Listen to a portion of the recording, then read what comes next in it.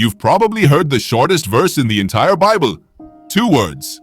Jesus wept. It sits in the middle of one of his greatest miracles, right before he raises a dead man back to life. But why would God weep over something he was about to fix? If Jesus already knew he was going to bring Lazarus back, what was there to cry about? This moment has puzzled readers for centuries, and once you understand what's actually happening in the original language, in the culture, and in the theology behind it, the whole story changes. Let's start with where you are. You're in Bethany, a small village less than 2 miles from Jerusalem. Archaeologists have identified this site with modern El Azariah, a town whose Arabic name still preserves the memory of Lazarus centuries later. Excavations there have uncovered ancient tombs cut into rock, the same kind of burial chamber the Gospel of John describes. This isn't a symbolic backdrop. It's a real place, with real stone, real dust, real grief. Lazarus has been dead 4 days. That detail matters more than you might think. Jewish burial customs in the 1st century held the belief that the soul lingered near the body for 3 days after death, hoping to return. After the 4th day, that hope was gone. Decomposition had begun. Everyone in that village knew what 4 days meant. It meant finality. It meant this was not a coma. It meant this was not a mistake. It meant Lazarus was gone. So when Jesus finally arrives, he doesn't walk into a peaceful scene. He walks into raw, collective mourning. Professional mourners would have been hired, as was customary. Wailing would have filled the air. Martha meets him first, and her words carry both faith and frustration. "Lord, if you had been here, my brother would not have died." Then Mary says the exact same thing, word for word, when she finally comes out to him. Can you feel the weight in that repetition? 2 sisters, independently, saying the same accusation wrapped in grief. And this is where the text gives us something remarkable. John writes that when Jesus saw Mary weeping, and the people with her weeping, he was deeply moved in spirit and troubled. The Greek word used here is Embrimaomai. It's a strong word. It doesn't just mean sad.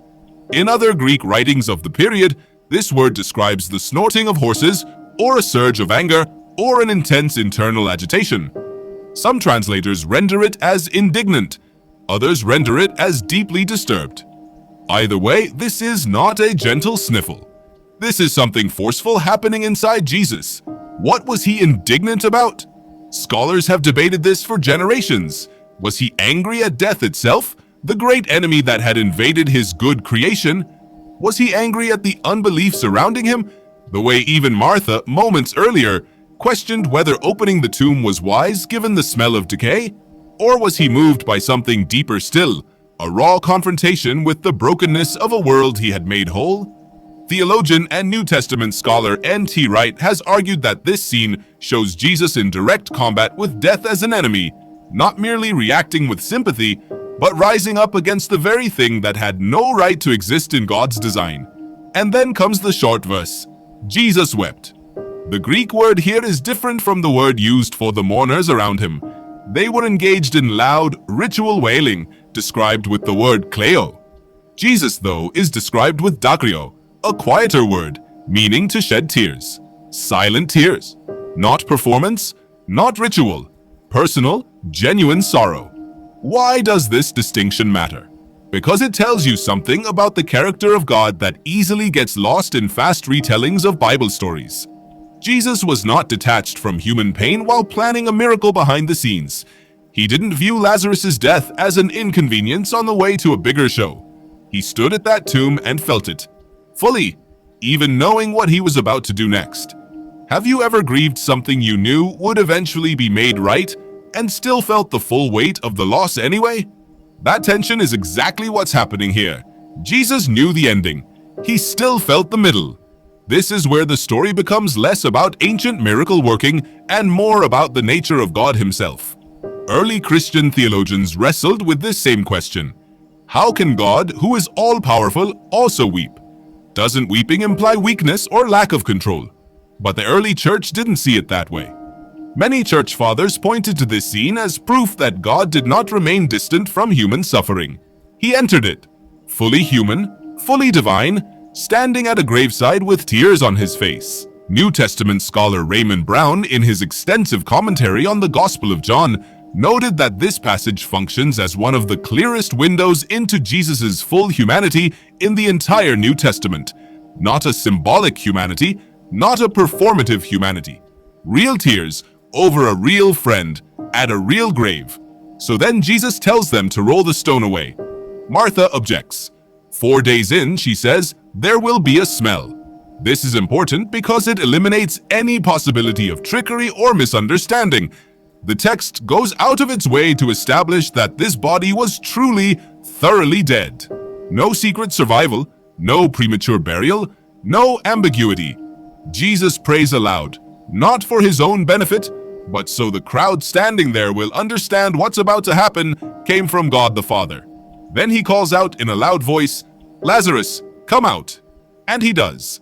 Wrapped in burial cloths, still bound hand and foot, Lazarus walks out of the tomb. Jesus tells the crowd, "Unbind him and let him go." A dead man is now standing among the living, blinking in the daylight, wrapped like a mummy, and utterly, undeniably alive. Why does the weeping matter if the ending is this triumphant? Because it tells you God does not skip past your pain to get to the miracle. He walks through it with you first.